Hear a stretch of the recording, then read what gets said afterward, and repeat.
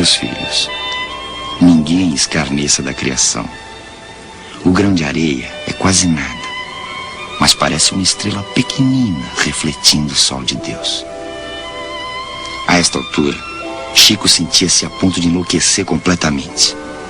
Além de ouvir vozes, via figuras do outro mundo dentro da igreja de Matozinhos, que ele frequentava quase todo dia. Eram seres angelicais que transformavam as hóstias da comunhão em flores luminosas. Essas figuras belíssimas, em cenários de luz irradiada, envolviam grupos de católicos da cidade que haviam morrido há muito tempo, mas que ainda compareciam invisíveis à missa. Invisíveis para todos, menos para Chico. Deslumbrado e assustado com o que via, Chico se confessava e recebia pesadas penitências do padre Sebastião Scarzelli, como rezar 1000 Ave-Marias para deixar de ser mentiroso. Ninguém o ajudava. João Cândido, o pai, tinha problemas mais graves para resolver. Estava viúvo. A mãe de Chico, Dona Maria João de Deus, morreu deixando 9 filhos. Chico foi entregue à madrinha, que o espancava 3 vezes por dia, religiosamente. Sua fama de maluquinho aumentava e irritava as pessoas.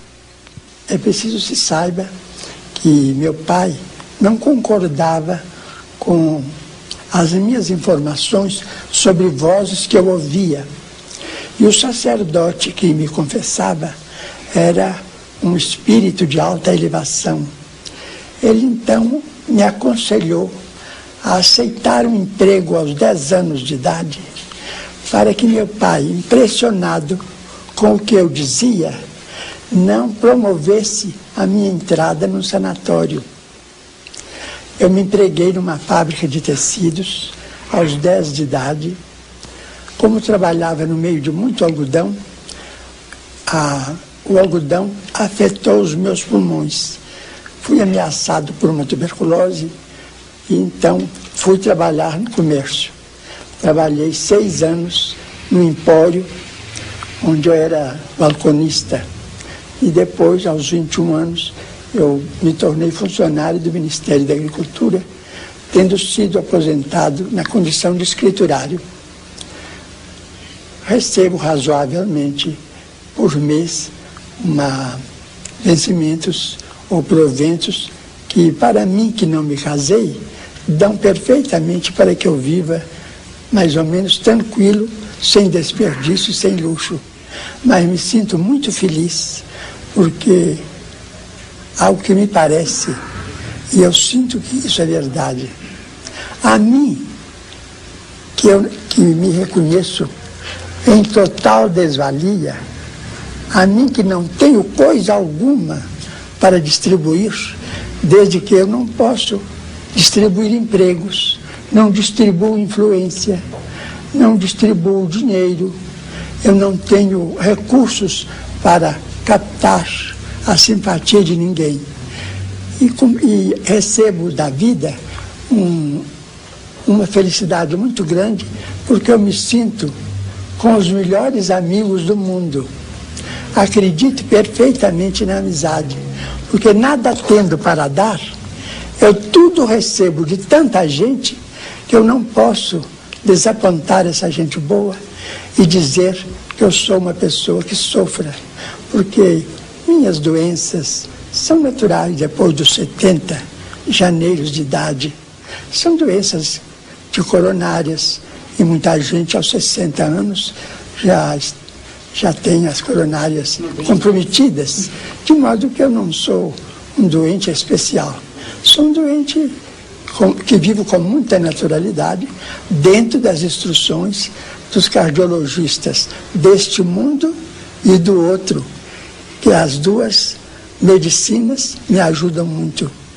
Então, não tendo nada, não sendo nada, me considerando abaixo de qualquer criatura que está vivente na Terra, muito abaixo das criaturas sub-humanas, e Deus me permitir tantos amigos, então eu digo que eu sou muito feliz.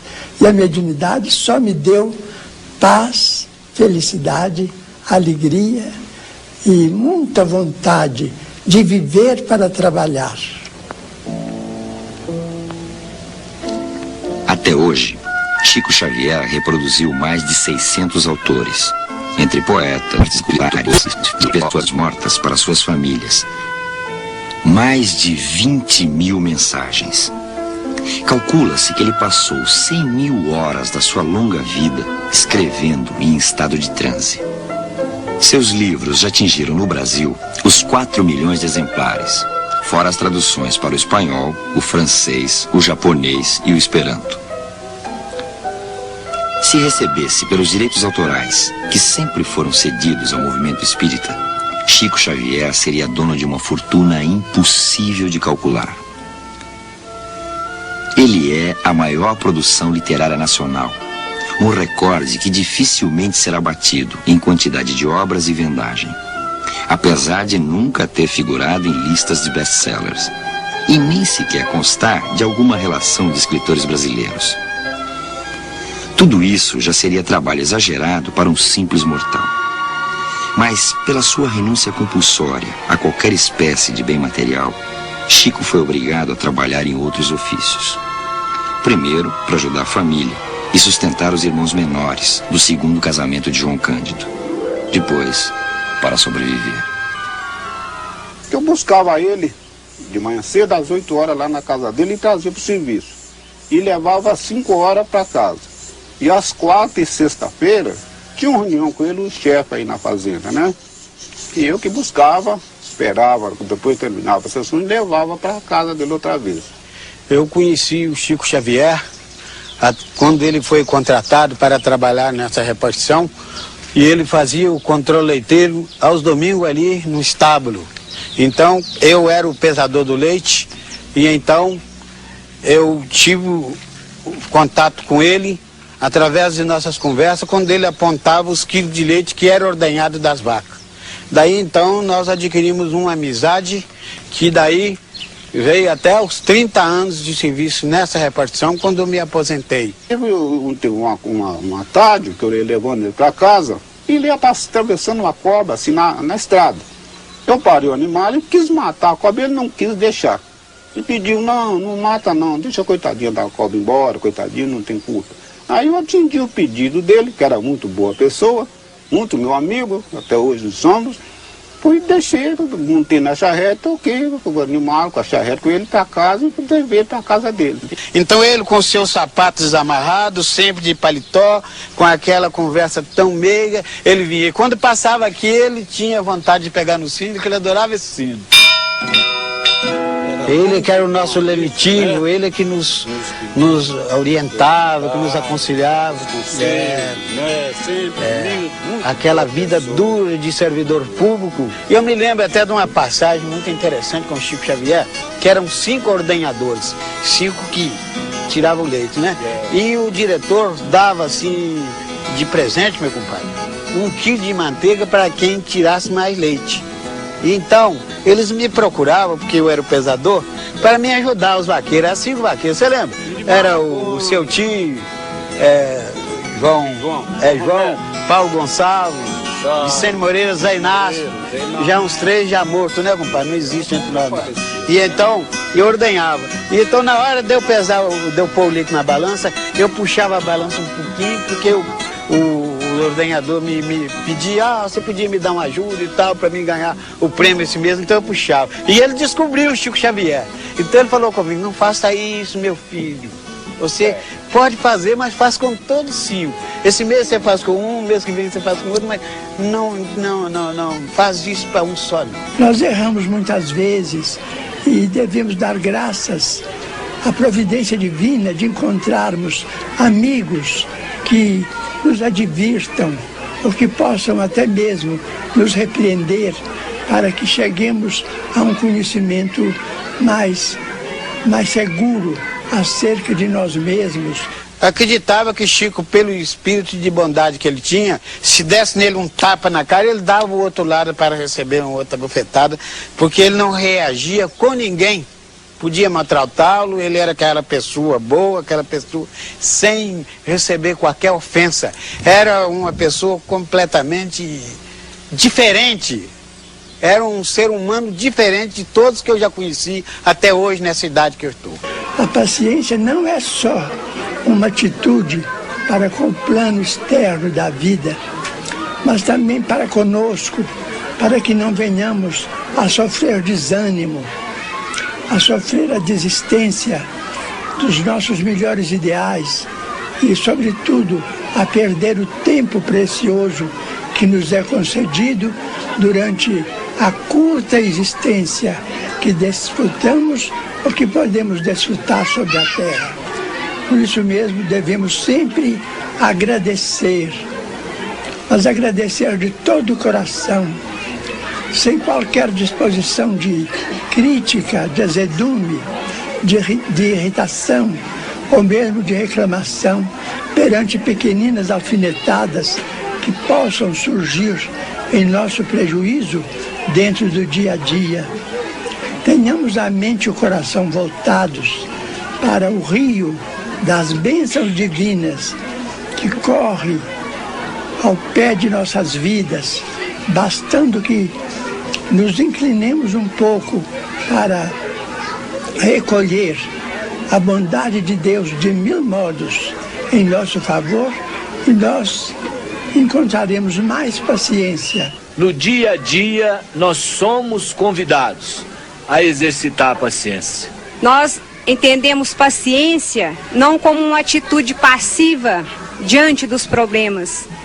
Nós entendemos paciência é o saber entender as dificuldades nossas e do nosso próximo. Então o porteiro novamente gritou colérico: não, vocês vêm aqui nos trazer muita confusão. E pegou de um cajado e começou a bater em Francisco. Irmão Leão imediatamente tentou tomar a defesa de Francisco de Assis e Francisco gritou: por favor, não faça isso. Em nome de Deus, não reaja a estes instantes de violência. Eu sempre acreditei no poder do trabalho, sem ambições prejudiciais, porque existem também as ambições nobres. Se nós não respeitarmos o princípio da autoridade na governança dos países, nós não podemos medir a extensão dos disparates que são suscetíveis de aparecer no campo da rebeldia ou da conotação da rebeldia com a política, que é sempre necessária em qualquer país, estejamos dentro dela ou fora dela, todos precisamos de política. Então, creio que os governos merecem e precisam do respeito de seus governados para que o equilíbrio se faça em qualquer nação do mundo. Há quem diga que isso é fascismo, mas não é. É que sem obediência, sem disciplina, eu não creio em progresso algum, porque toda a natureza é uma lição de disciplina. O sol não abandona o seu posto pedindo férias, as árvores não reclamam contra a dilapidação de que são vítimas, os rios não protestam contra a poluição. Por que nós, seres humanos racionais, não poderemos encontrar uma fórmula de harmonização com os políticos que nos governam, agindo de acordo com a nossa consciência, mas respeitando as responsabilidades deles para com a comunidade, para que a comunidade seja também amparada pelas ordenações governamentais. Realismo mágico. Este é o termo que pode definir a atmosfera, os movimentos e os fatos que envolvem o médium. Por exemplo, não é o Chico que tem falado aqui. É Emmanuel.